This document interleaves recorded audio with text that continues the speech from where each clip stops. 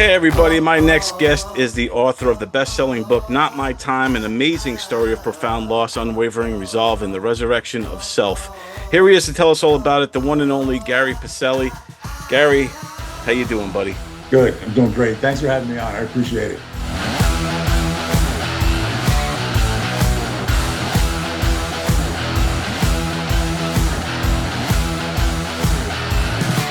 I appreciate it. It's such an amazing story, and you're a very tough guy to overcome everything you've overcome. You're a former cop, a former Marine, and a skydiving expert, and I think all your amazing stories within your life that personify the resilience and the perseverance and the humility so of your story is so fascinating and inspiring that I do want to like kind of start with because you got so many great stories in the book and so many great stories in your life, but I want to start kind of with the skydiving thing because this to me is probably the pinnacle of what everyone's fears, like, and to overcome it and all that kind of stuff. And you were a guy with over 300 jumps, and you were, a real skydiver.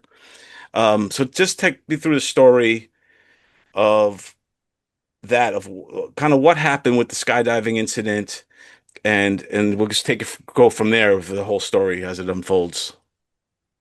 So I was jumping a lot because I did like over 300 jumps my first year in skydiving. I was just constantly going up and down the East Coast chasing the weather, right? And it was going great. I was having the time of my life. And then, winter hit and we couldn't, and 21 came around too. So everything was weird with COVID, right? And we couldn't get good weather. Everything was just different because of COVID. So Right.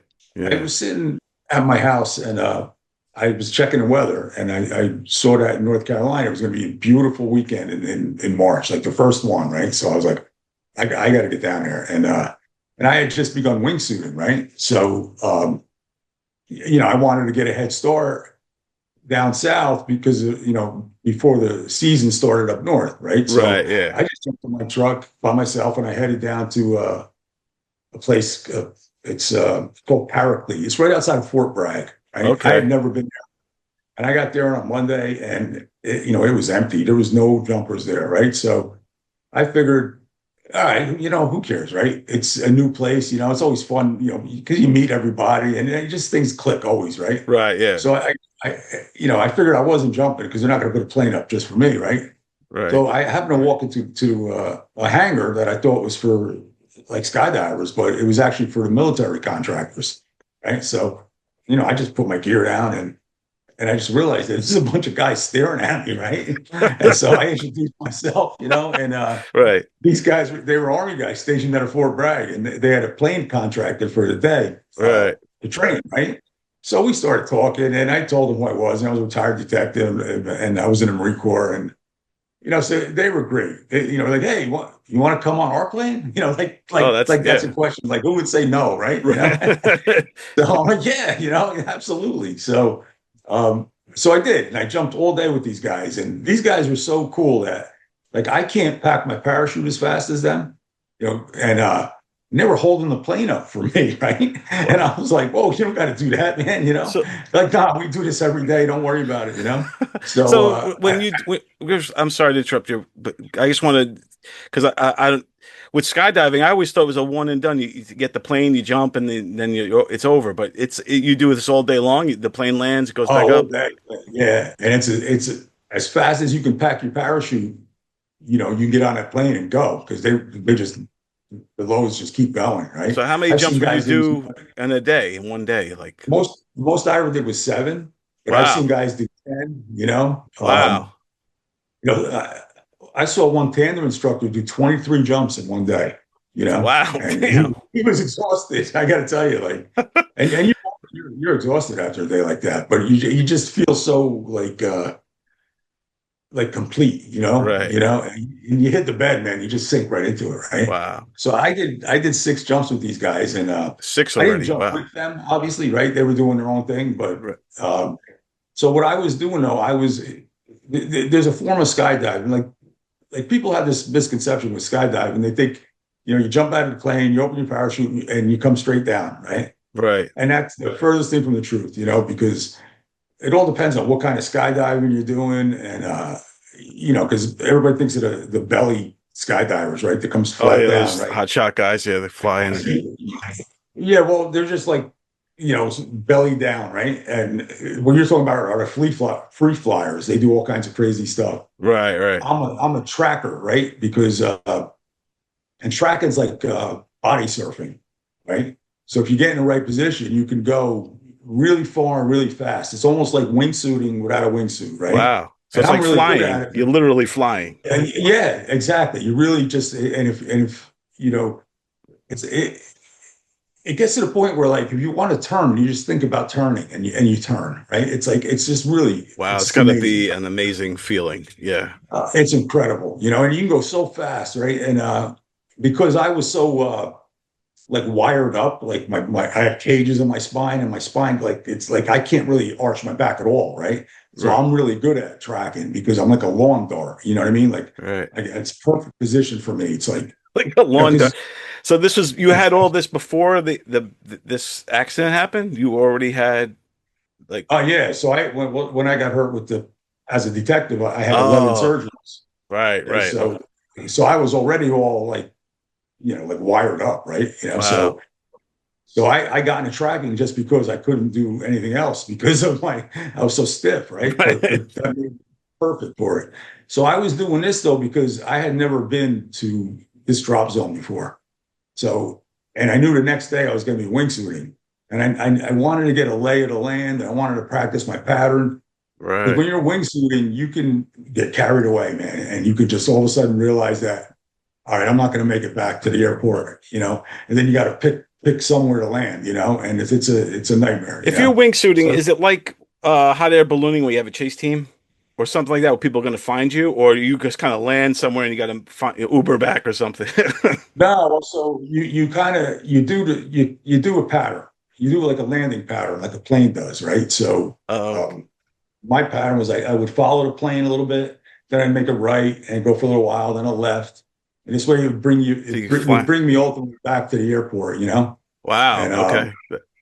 because what happens is a lot of guys like they'll wingsuit together, and you get like 8, 9 guys together, and they'll get carried away, and they'll forget to keep track of where they're going. Right. So Right. then they all got to find a place to land, and that's just for me, like I was so new to wingsuiting, like I didn't want to take any chances, because Yeah. Yeah. when you land out like that, it's dangerous because you don't know, like you can't see things from the air, right? You think it's like a flat field and it's not, or Right. sometimes you miss a fence or something. It's dangerous, The So wires, right? Like in the wires, like yeah, right, telephone yeah, wires. and you don't Yeah. really see it until it's too late, Right. So I was just doing this wingsuit pattern, which was nice and simple, and everything was great, So the next day though, I get there and I got this feeling, man, that something's wrong, and it's you know it's like really like eating at me, and I know this feeling because I when I did police work, I'd get it, Right.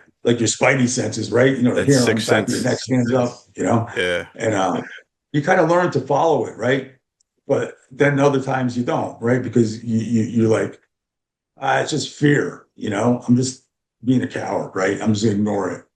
That's a big no-no, Wow. Yeah. because every time I've ignored it, but something's always bad's always happened, and when I had gotten hurt, as a detective, same thing. I had the same feeling, and Right.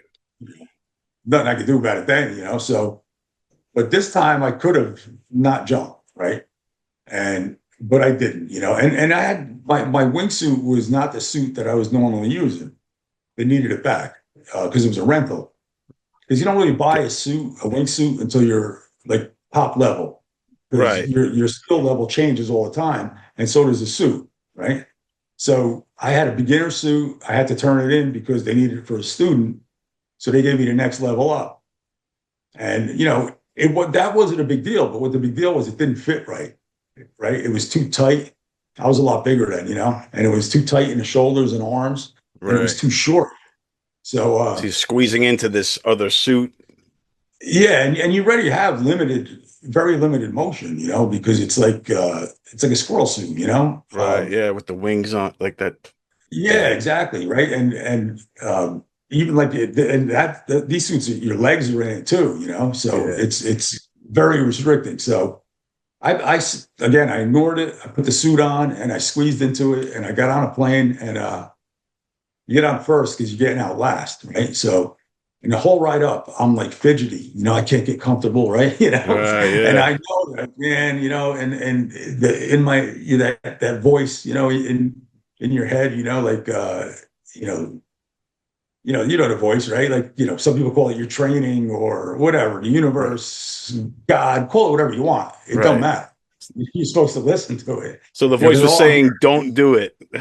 don't jump, right? That's what Yeah. I'm hearing in my head. Don't jump, ride the plane down, don't jump, right? And I I ignored it, right? And then all of a sudden they start jumping, and as they're jumping, I'm sliding down the bench, and then I get to the door. I'm the last one on the plane, and is my like my last chance would be right now to not jump, Right. and I'm out the door, and I go right into my wingsuit pattern, and the suit was faster, and that was okay though, but since it was short, I had a steeper angle. So I was going really fast, So I was going fast on top of fast, Like, what do you say? Like 30 miles per hour or like 50 miles? Like, how fast were I you think flying? I think when I Like, pulled my parachute, I was probably going like, 60, 70, maybe holy, even more. I holy, was moving. Some of that's these guys go over 100 miles an hour, man. They're holy. like So you're top level flying. guys. Yeah. Yeah, I mean, you could hear it like, it's like you ever see the movies with the astronauts and you like their helmets shaking and everything? Yeah. Yeah. And their This is what's faces going are, on. And yeah. you're like, it's incredible though. I got to tell Holy, you, like, yeah. yeah, So, it's really great. It's such a, you know, so I'm going and everything's going great, and I'm thinking to myself, wow, this is really turning out to be a great jump. It's early in the morning and, it's beautiful, not a cloud in the sky. And, so my altimeter, my helmet starts to beep, and it's this is telling me like, I set mine higher, because I didn't really know the area. So I wanted a lot of time to be higher to make it back to the airport. right. So mine was beeping at 6,500 feet. And that So tells you it's normally, time, the beeping. yeah, so it's time to slow down, because it's so high. Normally it gets set like 4,500 feet. So mine was set that much higher just so I could make sure I'd slow down enough, Right. and Right. no problems, right? So it starts beeping. And as soon as I deployed my parachute, I think like you didn't slow down enough, because I didn't take into account the new suit. He was faster, but it didn't fit right. So I was going on a different angle. So I didn't factor all that in. It's Right. all really technical, right? And Yeah. so man, it's like, and I knew as soon as I let go and my canopy hits the wind and boom, it opens instantly, right? Like, So that ow. force is like a sharp stop. It's almost like getting hit by a car, right? Or Oh something like, yeah. oh, Because our canopies, they're designed to open slowly, right? Sometimes they'll take up to 10 seconds to open, and you're watching it and you're like, is this thing going to open or what? right. But it's Yeah. nice and slow, and when it opens fast, man, it just, my head snaps back and I hear the crunch of my neck. I hear it Holy. break, it's like, crunch, and on my GoPro, like if you listen really, really closely, you'll hear me like, oh, you hear it. Right. So, uh, but what it was though, like, I felt it, I heard it, but then all of a sudden I felt this electrical charge from my neck just go down my body. And as it went down, my body went limp, and it Wow. just all So the way to you my felt toes. it kind of your body shutting down essentially. Yeah. As it went down, that's how I went limp, and Holy I was shit. like, yeah, I just remember thinking like, no way, this isn't happening, because, like I was at that jump number where, it sounds like a lot of jumps and kind of is, but you're talking like some of these guys have, 5, 10,000 jumps. Right. So to me, I was at that number where not that I was cocky, but I was confident in the sense where, all right, I got a reserve parachute. I can pretty much handle anything that happens. I'll just go to my reserve, cut away the main canopy, go to my reserve and be done. Right. Who would ever think that you'd break your neck Break your and neck be under paralyzed? one. Yeah. Whole. And Yeah. while So you're flying, because yeah, while you still haven't even landed yet. Like, yeah, I'm still a mile high, yeah. uh, and I can't move, right? So, and the way at first it's like it's so overwhelming because like you're a mile high. All you see, I'm in North Carolina, so all I see is pine trees, right? There's nothing but trees, a couple Right. lakes, and I'm like, I'm screwed, right? You know what I mean? Like I can't grab my toggle, so I can't steer or slow down at the end, right? Holy shit. So So you're there's floating like, helpless right now. yeah, at a mile high, right? So your initial reaction is like, okay, that's it, I'm done, I'm gonna die, right? And you got 5 minutes to think about it, right? Because that's how long it's gonna take you before you hit the ground. Oh my So God. So 5 minutes, you know at this point, you know that you're limp, that you can't move, that you're paralyzed. And I assume you're trying to move, but you just can't. And yeah, what prevents you from panic or freaking out, or did you? I mean, well, I actually didn't because what happened was I initially gave up, right? Thinking, all right, well, I'm just gonna, there's nothing I can do. I'm gonna die, right? So I oh went my from God. that to, and your life, they say your life flashes before your eyes, right? Yeah. And it does. I thought about my wife, my kids, my dogs, right? Everything, all that. And it happens really fast. It's all like your brain has the ability to think a real lot fast, like it's going to take no more than 5, 10 seconds, all these in your head, right? Right. So going through all of this, I said, all right, well, no way. I'm not going to just going to float off. I'm not just going to go float off in the woods and not do anything. I can't, Right. I got to do something, right? But but what can you really do?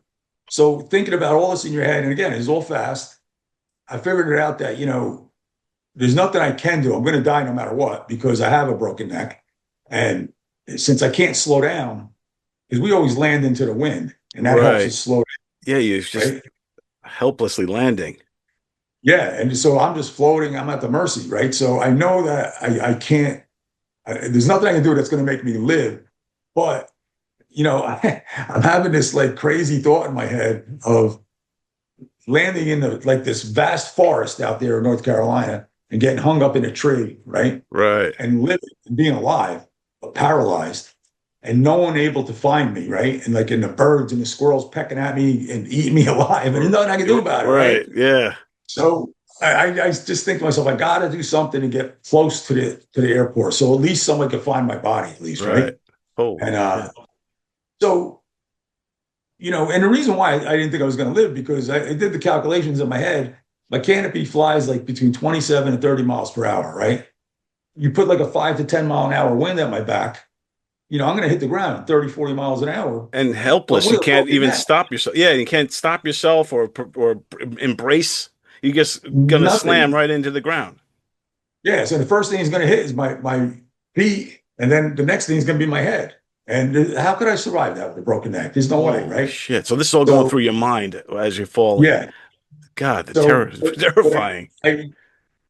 I remembered that I maybe 50 jumps earlier, I had learned how to steer my canopy using my body weight, right? And I could move my head. So, and I had a little bit of movement in my left hand, which was weird, right? I could still, now being that I was in that wingsuit, it was almost like a sail, right?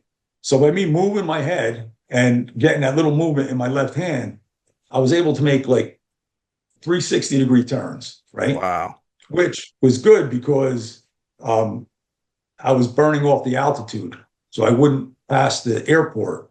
I would end up landing close to it, right? Because I was just doing these circles, right? So you're So coming down. Oh, okay. yeah, so like, the wind was pushing me towards the drop zone. That's the one thing like I always planned too. I always planned to open my parachute with the wind at my back, just in case, say, like I deploy my parachute and it's all tangled up, right?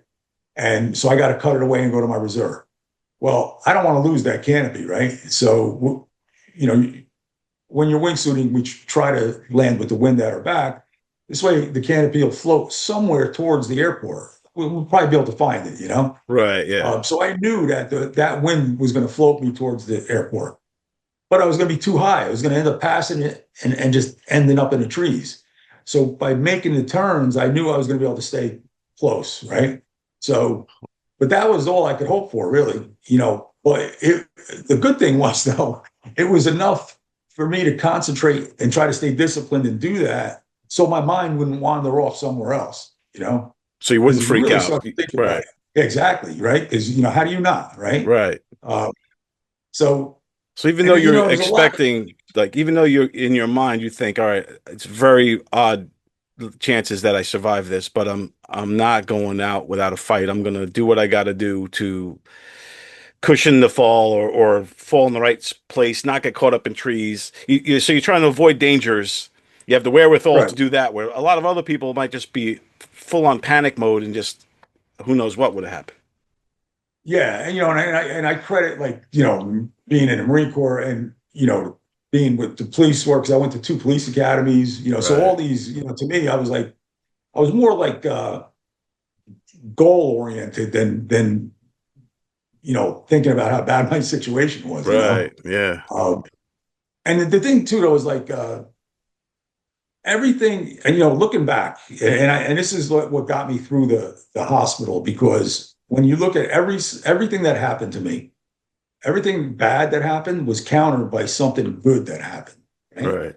And you know, you don't really see it at the time, you know, but when you look back, you're like, wow, you know. So the fact that I didn't like just let myself float off and end up in somewhere, you know, and I tried to make it back toward the airport. So when I eventually did hit the ground, I ended up right across the street from the drop zone. Oh You wow. know, I ended up in the guy's backyard, but there was a chain link fence, you know, and I couldn't lift my legs.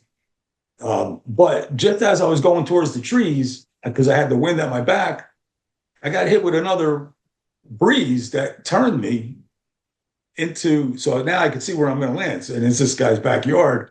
But the strange thing about that was I already had a wind at my back. So how I got another, I must have floated into a cross breeze, or somebody was It could looking have out for me. been You know what I mean? angels or God. Yeah, it could have been. Exactly. You know, and because it turned me into the wind now. And now I knew I was going to, you know, make it into that guy's backyard one way or the other. So as I came in, I hit the fence just below my knees, and it flips me over and I smack into the ground. And, you know, at first, like, all I see, because I have a really tinted visor, Right. really dark, and I was like face down. So it was really dark. So I don't see anything but black, right? And I don't hear anything, just silent. Everything is silent. And I actually think to myself, am I dead? You know, Right. Yeah. you know, Yeah. it's like, you know, and it's a reasonable question, really, you know.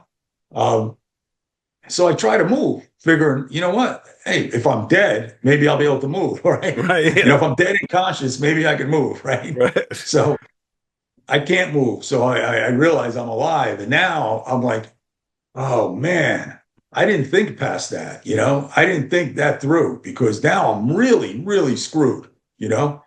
Because now I'm paralyzed from the neck down. That sucks. You know what I'm saying? Like, that's bad, Yeah. You you can't know? move. You can't. Could you scream or did you try like? I Or, mean, I could talk, you know. but were you just waiting at that point?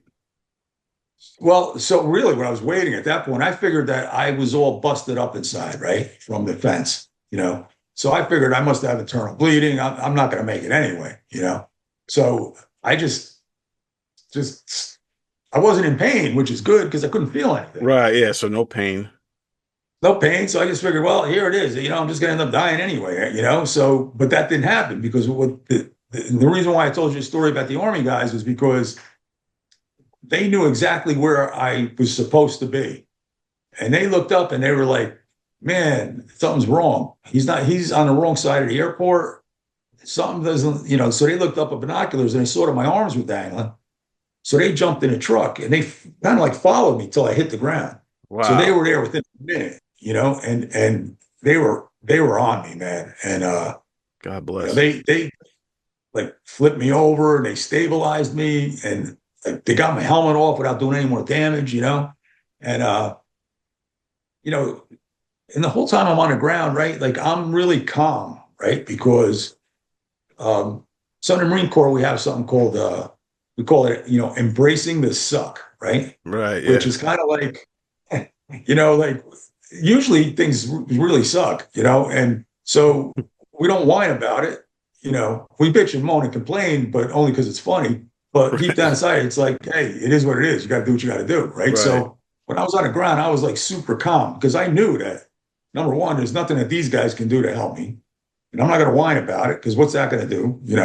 Right. So I was very calm, right? And but I knew I was in big, big trouble, man. And you start to think about all like, like man, like the guilt, right? And the shame of it all, because now like, I'm alive and now I got to put my wife and family through all these, what I mean? Like you Yeah. think you're like, you don't want to think about that. So you're like, you kind of try to block that out and you try to lighten it up a little bit.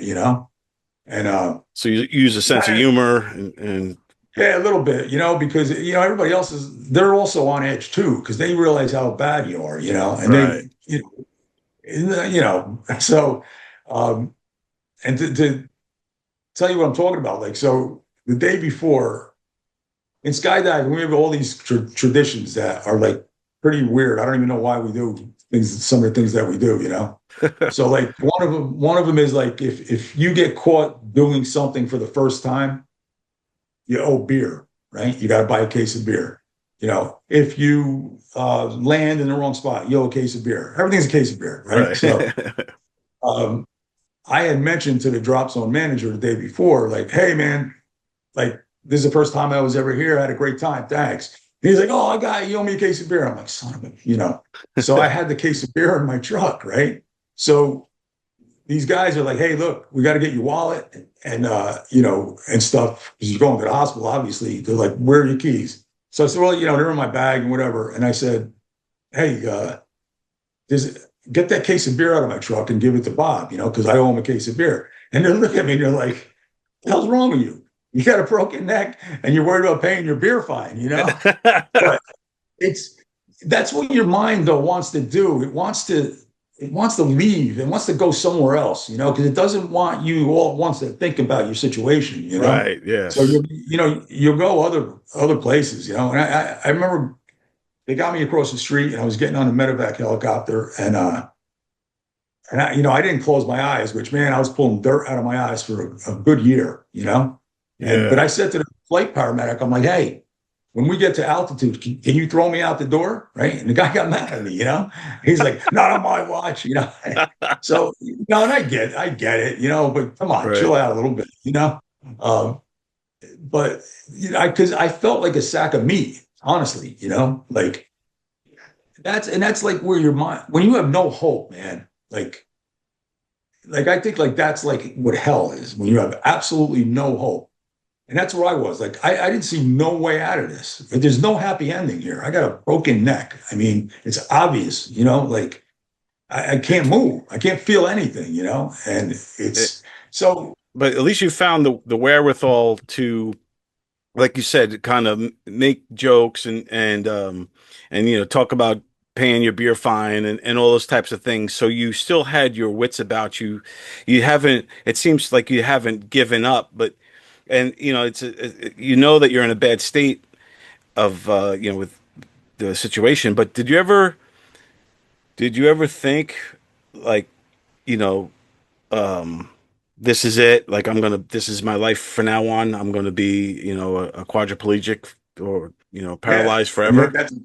that's exactly, I didn't see any other option, right? To me, it was like, you break your neck, you're done, um, so I just was like, just trying to grasp that, like, and it was that was the worst. It was the absolute worst. And so got to the hospital and, I can move my head. So as they're taking me off the helicopter, I see all these, doctors and nurses and technicians, they're all lined up, right? And again, I'm thinking, first of all, there's no way that I'm thinking that they're for me, because Right. what are you going to do for me? I'm finished, like Right. Yeah.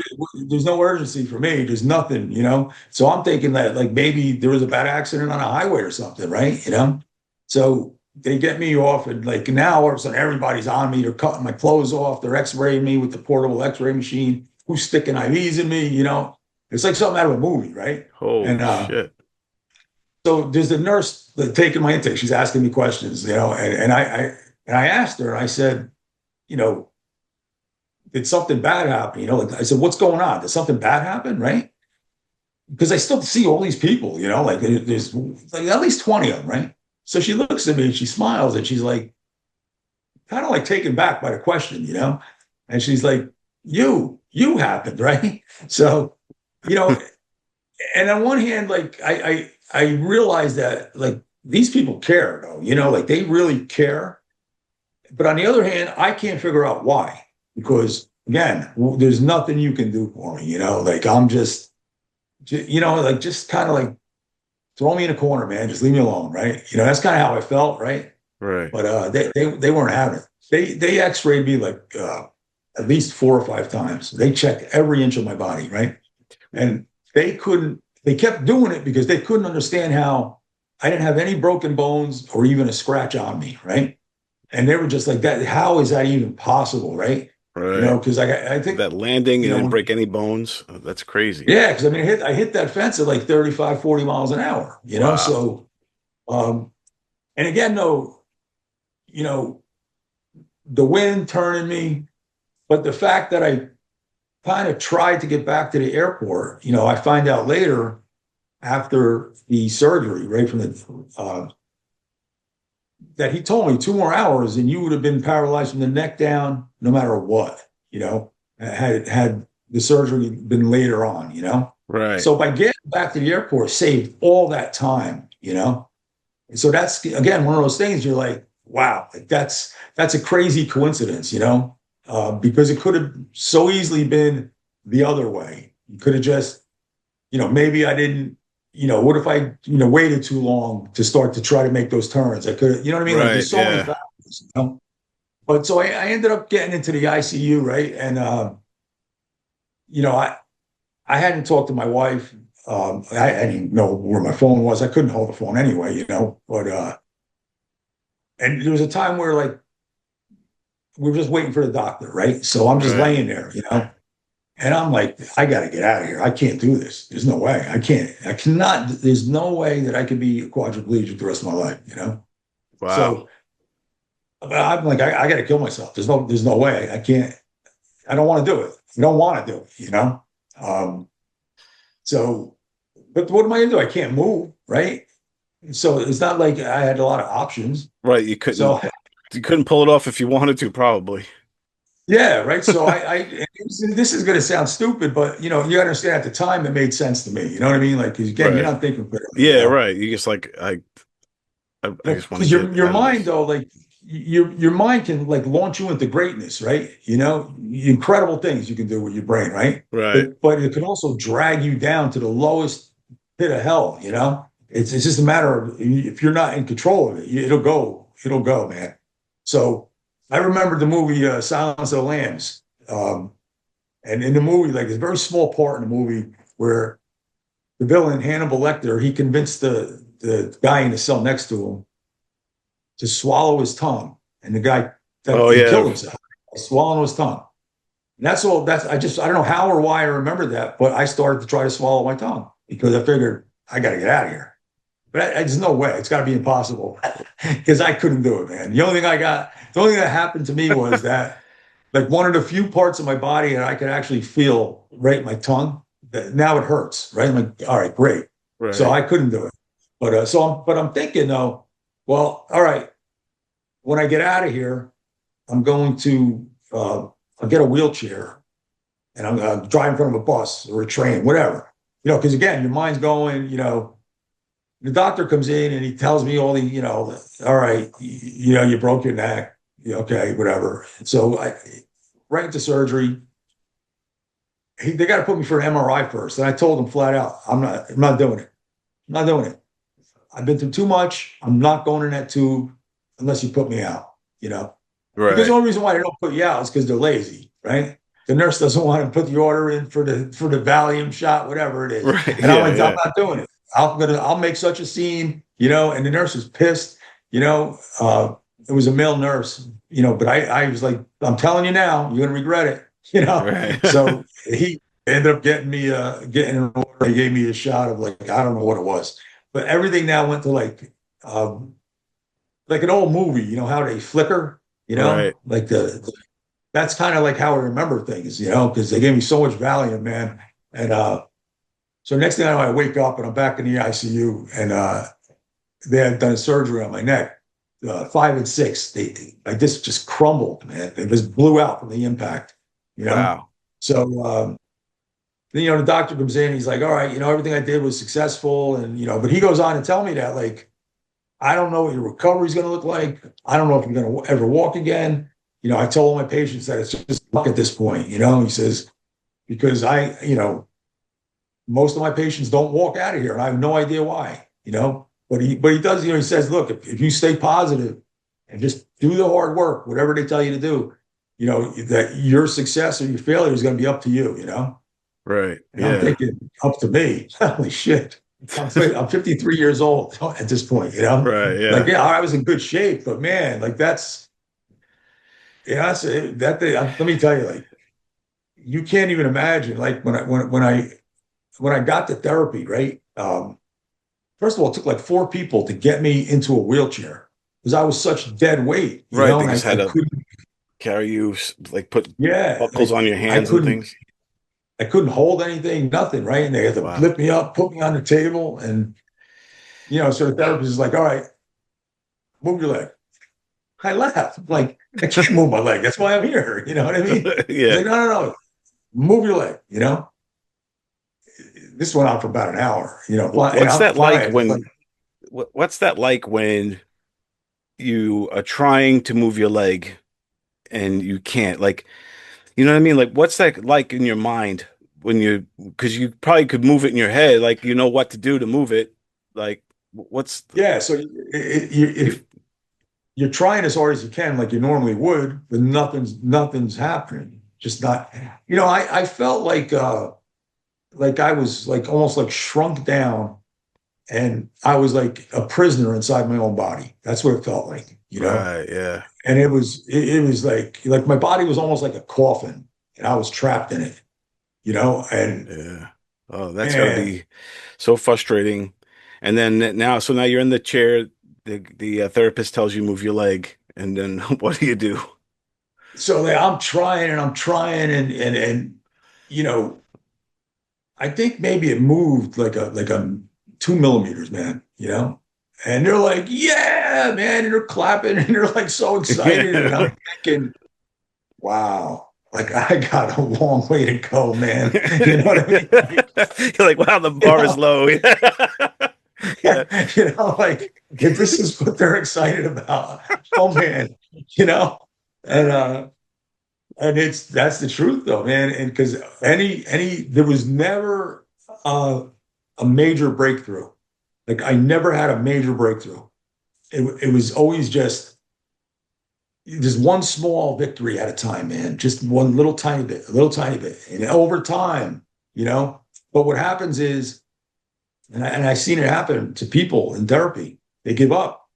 It gets too overwhelming for them, and they just give up. And Right. it's frustrating, because you want to, tell them like, come on, man, like just keep going, like, but you can't break through when somebody gives up. There's nothing you can say or do to get them to snap out of it. So this all And goes kind of back to your training again and the embracing the suck type of mentality to keep you from not quitting at that point. yeah, exactly. And the way I dealt with it was um, whatever they asked me to do in therapy, I did it as if every day was the first day of therapy. Like every single thing they asked me to do, I did it as hard as I could, and it just to the point of exhaustion and almost passing out. You know what I mean? Every single time, every single day, and because I knew though, I could have came up. I was in North Carolina, so I could have came home to New York for therapy, right? I could have been transported up. I could have seen my family, right? But I Right. said, no, I'm staying right where I'm at. I don't want, and I wouldn't let my wife come see me. Like I said, nope. I don't want no distractions, nothing. I'm either walking out of this hospital or I'm gonna die trying, but I'm not, you know, Wow. I and that was it. Like I couldn't, she was so pissed off at me because I wouldn't FaceTime her. I wouldn't let the nurse FaceTime her with each other, right? Because Right. I kept telling her, no, no, I'm okay. Don't worry about me. I'm going to walk out of here. And I wasn't lying.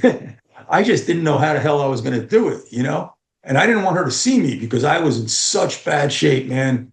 Like, my hands were curled in. Like I can't even do it now. Like as Right. they were so curled in, man. And you're talking 10, 11 days before she saw me FaceTime, and I hadn't shaved. Obviously, like, it was, Right.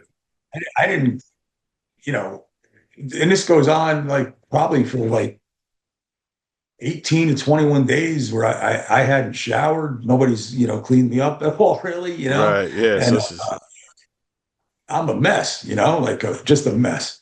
Um, and but I wouldn't, that's another thing too, though. When you're in a hospital like that, you have to be your own advocate, because, it's like anything else, right? You're going to get nurses that are just the greatest human beings ever, right?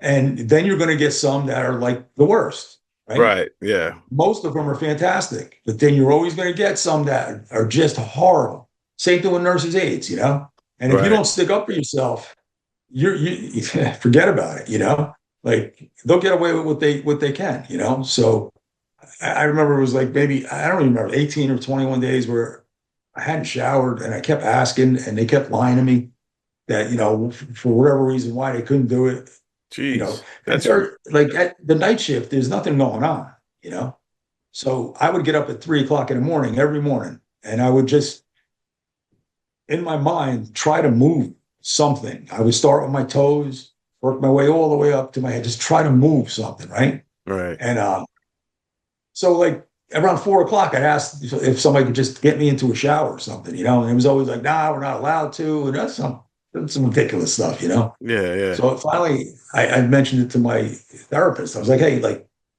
how often should I be getting showers? Like, what's the norm? She's like, about 3 times a week. I'm like, all right, well, I haven't had a shower since my accident. Wow, And man. she just looked at me, right? And I shook my head and it was snowing. My skin was so dry. Right. Um, Yeah. yeah, it was horrible. And she just got up, man, and made a phone call. And the next thing I know, like my case manager now, like the big boss, she's talking to me, and she's like, well, that's unacceptable. Do you want to file a complaint? I'm like, absolutely not, because, even when I was like police work, like Right. we'd always bring people into the hospital, night shift or whatever. And so we got to see how the sausage was made. You know what I mean? Like Right. behind Yeah. the You scenes. knew what these. Yeah. You, So, and I told her, no, listen, I just want to shower. I don't want to go to war. right. Uh, Yeah. and then she said to me, she's like, okay, I understand that, but look around. I look around. She's like, okay.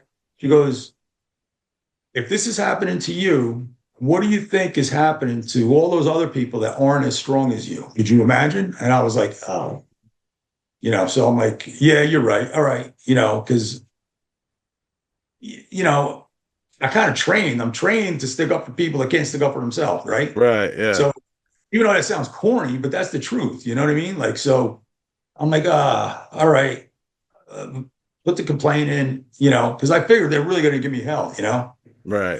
because there's so many things they can do to you, like Right, like little things like the food yeah, or like whatever or that. Yeah, put you in your wheelchair, right? And this is what they used to do to me a couple times on weekends. They'd love to do it.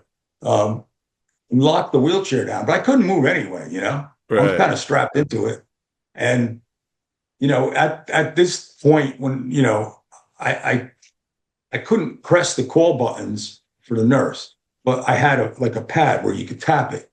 You right. know, so but they would take that and hide it somewhere, right? And Uh, lock you in your chair and then close the door, man, and leave you there for like 6, 7 hours at a what a time. bunch of that's so man. Yeah, it's nasty. So, like because you'll go out of your mind, after a Yeah, while, that's the mean. That's the mean shit, man. It really is, All because you So they're wanted a keeping shower. you, yeah, right. So, but that didn't really happen, like because after a while, like about that time, like I got the reputation with the staff that I wasn't going to take it, right? Right, So, so what happened was they got really mad at the case manager, because their thing was like, you're supposed to protect us. And the case manager is like, no, no, no, you got it all wrong. I'm here to protect patients, not you, and if you right, do something yeah, wrong, I'm coming after you. So they were pissed at her, but it ended up where all like the nasty nurses and nurses aides refused to work my room. So I ended up getting the best nurses and the best nurses aides. And it was like pretty steady, the same people. And they were incredible. They were the right, best. They were unbelievable. So, so everybody kind of got what they wanted, right? And, right. because it was bad too. It was during COVID. So, like, you couldn't leave your room, like, even on Yeah, weekends. Like, um, they couldn't even walk you out and leave you outside, that's You're crazy. stuck in that room. Right. So, and, finally my wife came down to see me after like, I don't know, a while. Um, she came down when I got to the point where they put me in the exoskeleton suit, which is amazing. Like, it's like the movie Alien, right? This Oh, suit, it can walk for you, man. yeah, They, it's one they of those. strap you into this thing. That's Yeah, right. yeah. So they put you in one You're of sitting in those. your wheelchair and they kind of like play with it a little bit. And all of a sudden, it stands you right up out of your wheelchair. You're like, whoa, right? Wow, And that it can walk for you, man. wow. And That's it was crazy. That's like incredible.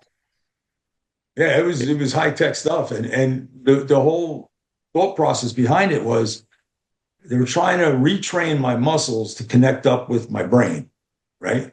right, So by the suit walking for me, it was kind of trying to get the signals to all match up. And believe it or not, after a couple of days in the suit, you know, they take the suit off and you're like, all right, you know, now you're going to walk. I mean, they had you, they held you, they had like a belt around you that they grabbed, right. But well, the next thing I know, I'm walking, like not very well, but I'm still, And how many days in was way this? better. When This how is long did it probably take? about 6 weeks in, Wow, where I started to be, and then, and people get tired after like 10 steps, and then it would be 20 steps, then 30. The next thing you know, you're walking around the hall. But again, they got you. They're never letting go of you. right, right. Um, because I guess like if I were to fall, then I'd have to go back to not walk in. And then I would need like, I think it was at least two nurses on me at all time. Like they have all these rules and stuff. Oh yeah, But the whole thing was though, like, yeah, once I put everything together in my brain that all those coincidences, it can't be random. There's no way. right. Um, Yeah, everything happens for reasons, and yeah, and it doesn't make sense until you look at the whole picture. And there's so many things though, like I said, like making it back to the airport, the wind that made me land into the wind slowed me down. The military guys, right? Like they were so trained, man. Like they were like, boom, boom, boom. They had me all stabilized and across the street. It was amazing, right? I don't even know their names, man, you know? And so Wow. then even the doctor, he wasn't even working that day. He had just come in Right. to check on a patient, right? And ends up as he's coming in, I'm getting wheeled off the helicopter. And he ends up being like one of the best neurosurgeons on the East Coast, right? Wow. And yeah, right. So I mean, how Everything lucky was can just, yeah. everything just fell right into place, and I think a lot of it too, though, is like my attitude was um like there's nothing I had to walk out of there. It wasn't like maybe or I had to do it because the alternative, man, I didn't want to even think about it. So I didn't. Right. So in my mind, I was walking out of there, right? Because I thought for all these coincidences to happen, right? And again, and I don't care if you believe it's the universe, God. I personally believe in God. So to me, there's no way that I live. I'm actually improving, right? Right. Um, so what would be the reason for me to survive? So I can lay in bed the rest of my Right. life? That didn't make sense to me. So to So me, you I knew was you had a like, well, purpose. Yeah. yeah, like if that was the reason why I'm alive, well then I have to believe that I'm going to walk out of here. Otherwise, none of it would make sense, Right. right? Yeah. So that's kind of what my mindset was, and I also was like so positive though, right? Like to the point where I had a physician's assistant come in who I had never seen before because I always had the same team that worked on me. And Right. this guy came in and he started with the "Don't get your hopes up." He tried to give me this lecture about, you know, you don't want to be, let down and all this stuff. And All right. He's I asked him preparing to you get for my nurse. failure. Yeah. Yeah, exactly. So I asked him to get my nurse, and the nurse came in, and I said, "Listen, he's got to go. I can't have this guy in here. Like there's no reason for him to be telling me this stuff. Like Right. I Yeah. got, you know. So I never saw him again. But you got to have that attitude, though. You have to just believe that you can do it. Because if you don't believe you can do it, you're not going to do it. You're not It going to all happen starts for in you. in the mind, I think, a lot of it. I mean, and I mean, I totally believe that now. Because it's like because I saw both sides of my brain, really, right? I saw how bad it can get when you don't have any hope, right? Where right. you'll I mean, which is horrible too, because you think about it, right? At that point, and I was in such bad mental condition that what if I was able to find something to kill myself? I would have ended up killing myself. You know what I mean? Right. Like, Right. and Yeah. what If you were able to swallow your tongue. yeah, like what a waste that would have been, because all right, I have issues now, right? But so what? That's how I look at it, right? Like, like I have a pretty bad limp. Uh, Right. But who yeah, cares? My yeah, if hand, that's the worst of my it. hands Yeah. hurt. Listen, everybody's got pain, But the alternative is, so every day I get out of bed, I'm like, yeah, this is great. Yeah, I get my 2 feet on the ground, like Yeah. yes, You you like you appreciate life more when when you face death like that and when you face yeah. being paralyzed, and to overcome that is a huge thing. And I know you speak a lot about your experiences. Do you speak to the paraplegic community and the quadriplegic community and give them some kind of hope, or how's that Um, go? well, I'm starting to, right? So I just kind of I just signed on to a speakers bureau. So I'm going to start going around talking and Right. because like I think there's a lot of people that my message would help, right? Because it's just a matter of not giving up, man. Like just and even if you don't make it, right? Right. And if you're fighting as hard as you can, right? At least your mind is occupied, and at least you're going out that way where you're going out fighting. That's my Right. whole thing. Like, because had I not had something to focus on up in the air. I forget about it, where my mind would have went. But I was so um, disciplined on making it back to the airport that took all my mental energy. It kind of kept my brain in check. Right. But then when I was in the bed in the ICU with nothing to occupy my brain with, that's where it started to really go, though, where you're like, man, I'm not doing this. No way. You know, Right. I just, I, I gave a I speech feel. down in Virginia. Um, I'm sorry, I gave a speech down in Virginia, and I got to meet a person that works for the Christopher Reeves Foundation. Oh, right. Yeah. And she was telling me, like, how bad it is for, people that are, like break their neck and they are quadriplegic. Like I didn't realize a lot of things, like you think, like they can't feel anything, right? But they feel pain. So not only can't they not move, but now they're also can't move and they're in pain, right? Oh, wow. So it just, man, when I think about my situation, man, I'm just so grateful, um, I I because feel like it could yeah, have gotten really bad. your story is so incredible, and it's also like you said, I feel like there were a higher power involved, it's to some degree, to help you, and I just feel like it's also the resilience that you showed, and keeping your head right. I mean, and you've gone through all the phases of wanting to kill yourself, and then finding the strength to persevere through it, and then finally the exoskeleton bodysuit, and then getting learning to walk, and now by the grace of God you're up and walking again, and you may have a limp, but that's like, for what you've been through, that's an amazing That's thing. Yeah, and so when I got out of the hospital, like I was,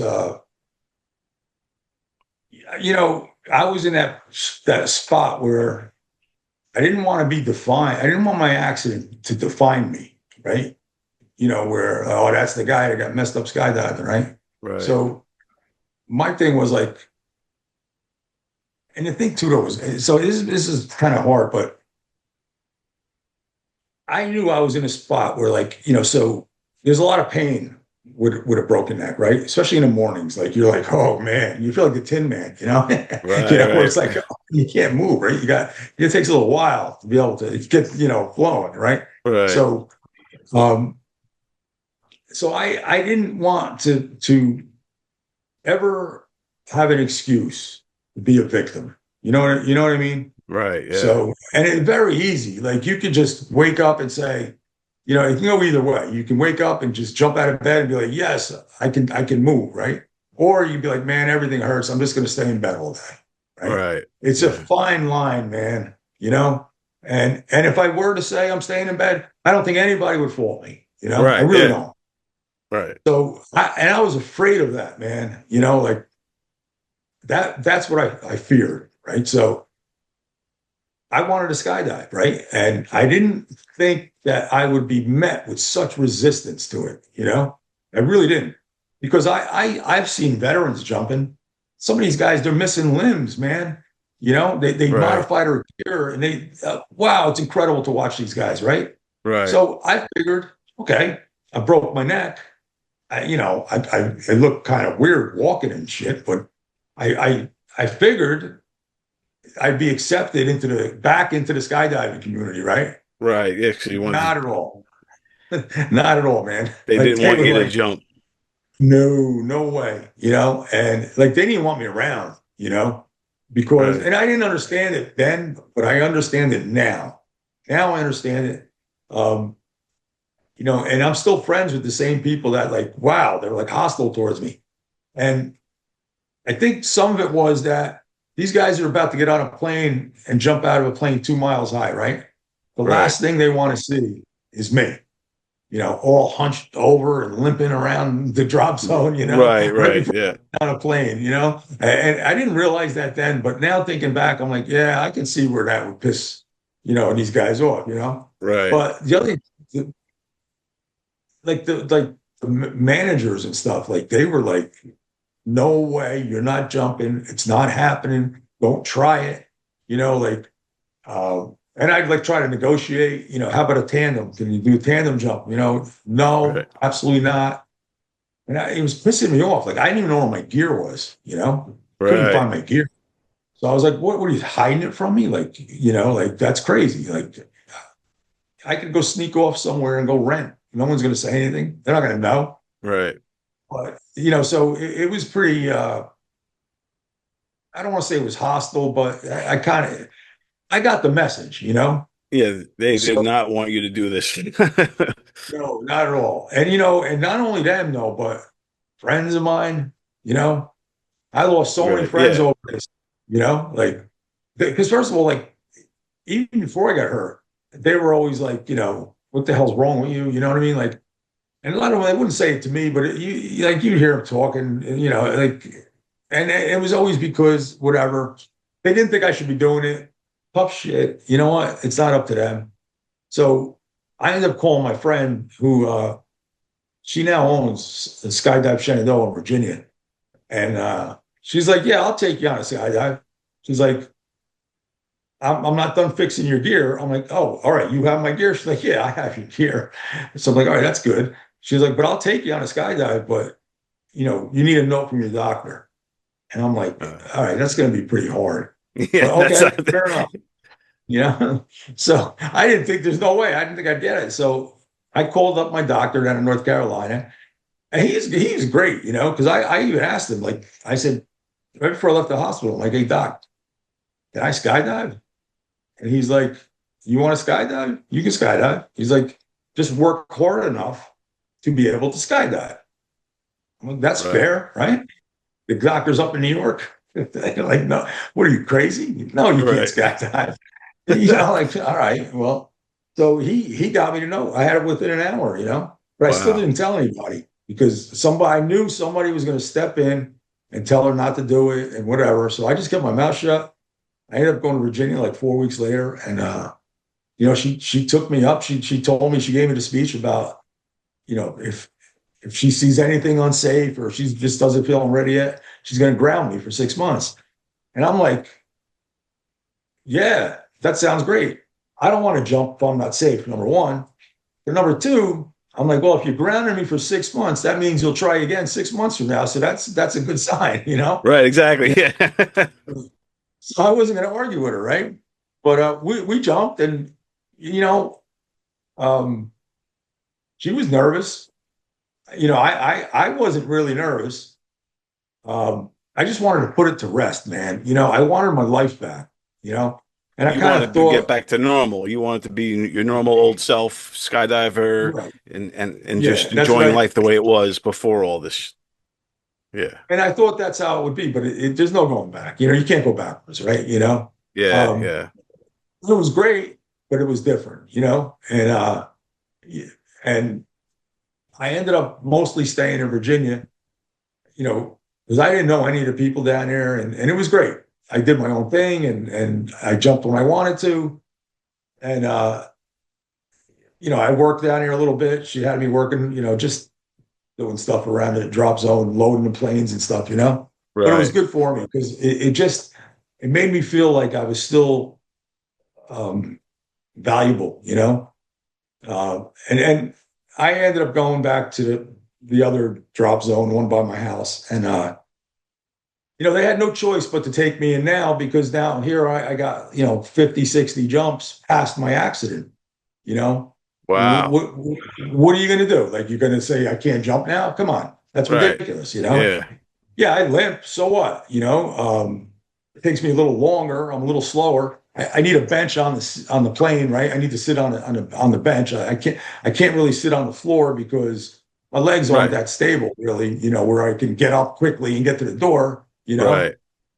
So I kind of like we came to like an agreement, really, where like an unspoken agreement where I would get on the plane first.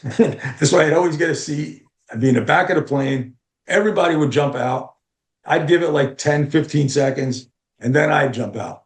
And this way I was off my own spot, up in the sky, nobody around me. And And that's just the way it works now, and it works great. And I love it this way. But so I have And 108 jumps now since my accident. wow, God So, bless, man. and again, it's like, it's not the same. Like I'm different. Again, I'm a little weaker. I'm a little slower, but I can plan for those things. I pull my parachute higher, gives me more time in case something happens. I have more time. So just like the veterans, right? The veterans, they compensate for whatever their injury is, right? And it's the Right, same thing with me. I don't have a lot of feeling in my hands, so I need a little more time to pull my parachute, right? right, You know, right, so but it doesn't have to be like this, no, you can't come here. Because the manager over at the place by my house, she was nasty. She was like, listen, you're never jumping again. Get it out of your head. But And I now that was you like, got like 100 jumps under your belt post the accident, would they let you jump now out here in Jersey? yeah, yeah, yeah. So now they, let me jump, but they still keep a little extra eye on me. And I'm like, all right, whatever. Right, And the thing is like, so because it's very easy to, and skydivers, of course, they're like, it's like anything else, right?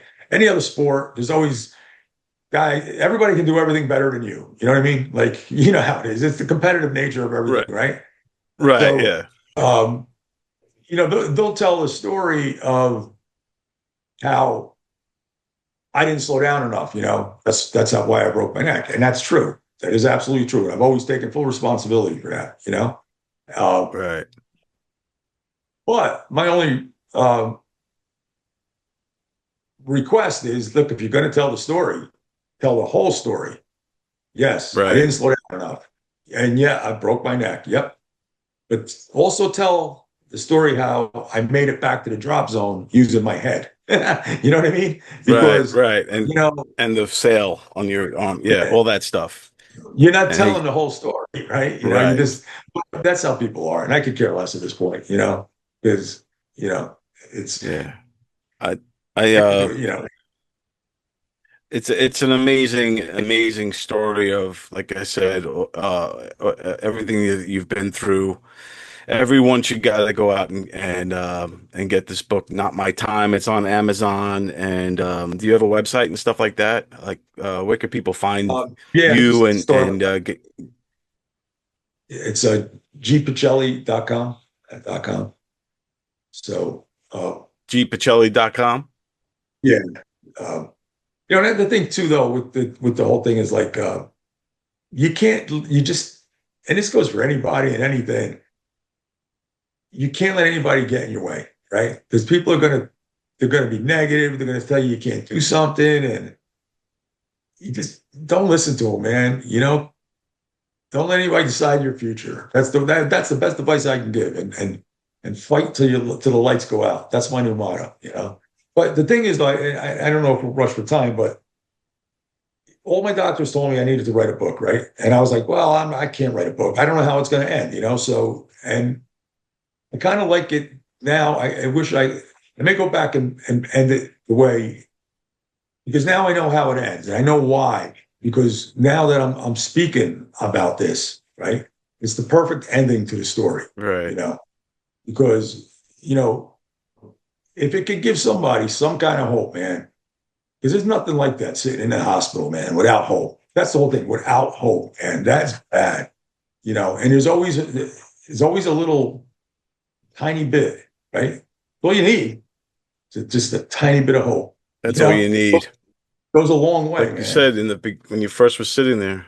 Yeah, and I think it gives hope to everybody who's ever been in any kind of situation where they feel hopeless, regardless of what it is, the financial, if it is they're paralyzed, or whatever that it might be, where you literally feel hopeless. I think that they could look to your story and see how you overcame it and how you're skydiving today and you're back at it and living your best life, and they could learn from you of how to keep fighting and keep pushing and persevering forward. I think it's an incredible story what you did, how you kept your wits about you after you knew you broke your neck. You're heading towards the earth without being able to move, and you were able to have the wherewithal to utilize yourself to kind of spin down into a place where you could be found. There's just so many things that you did that people could learn from on all kinds of different levels. I think it's an amazing, amazing story. And here you are sitting here, you look great, and you got a limp, and you might not be able to feel your hands completely, but you're moving around, you're still jumping, you're still doing it. Yeah, right. That's the thing, God right? bless you, man. And I'm not like I used to be really conscious about my limp, and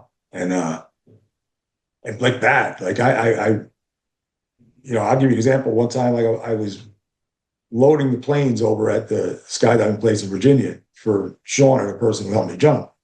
And like I was limping bad, right? And I walked in the office and I said, "Hey, look, I don't think I should be doing this no more." He's like, "Why?" He's like, and I said, "Do you really want this to be like the face of your business? Me limping around like a hunchback out there, loading the planes up?" And Right. she says to me, she's like, "Are you crazy? Get the hell out of my office," she said. So I started laughing, because she was right, So, and after that, I was like, you know what? She doesn't care. Why should I? And it's the truth because nobody's looking at you, You think everybody's looking at you, nobody's looking at you, Right.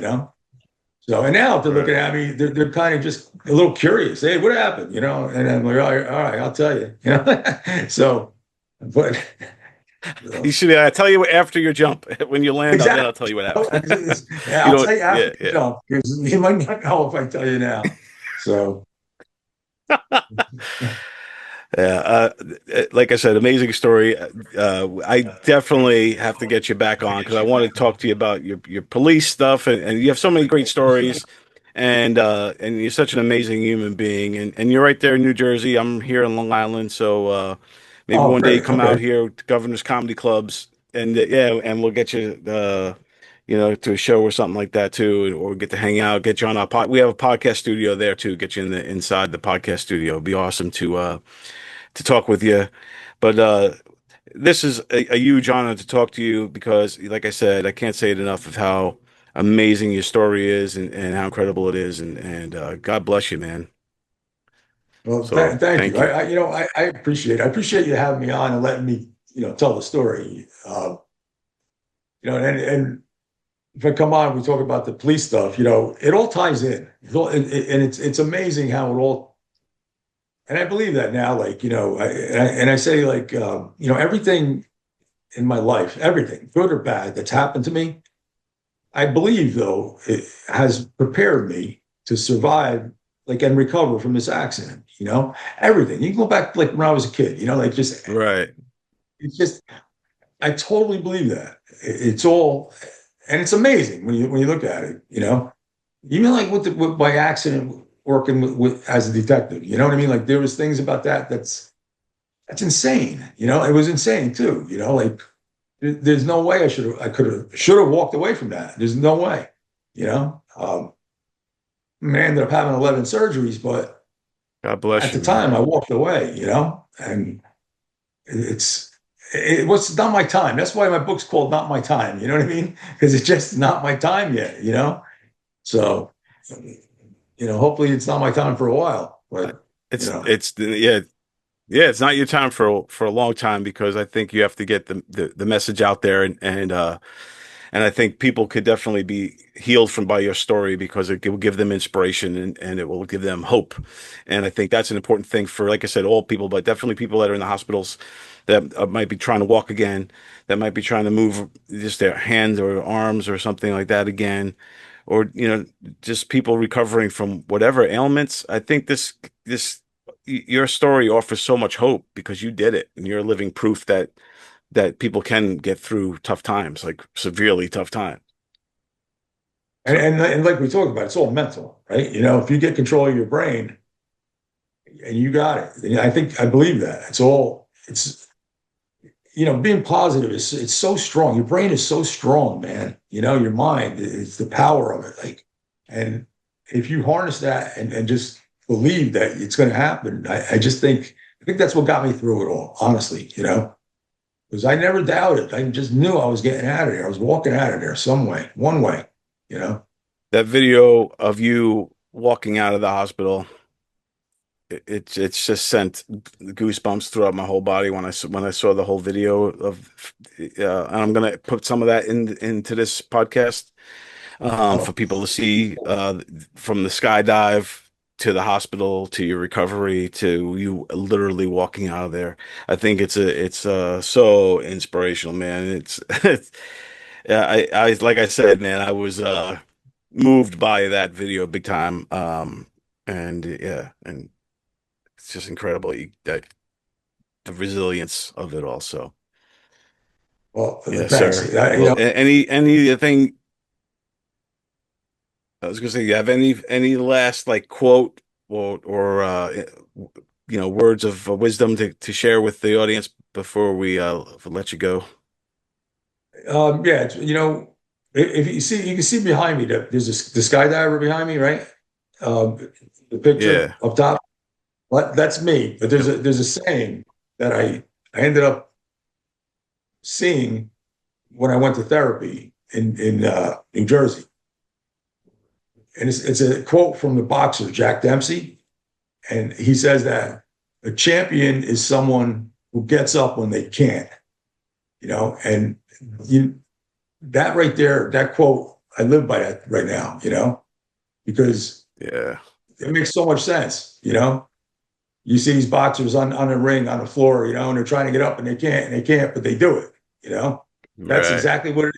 You got to get up when you can, because I think we can, I do. Love it. So I that's my love it. advice. Just get up and do it, man. You can do it, you know. So, but Gary yeah, Pacelli, everybody. This is great. Get his book. It's out there now. It is called Not My Time. You got to read it. Gary, we got to get you back on because I definitely want all the stories. So, and we're right here in Long Island. So if you ever want to come in live with us in the studio, or we could do it like this again. But this has been amazing, sir. So thank you so much. great. Thank you. I appreciate it. Thanks. Gary Pacelli, everybody.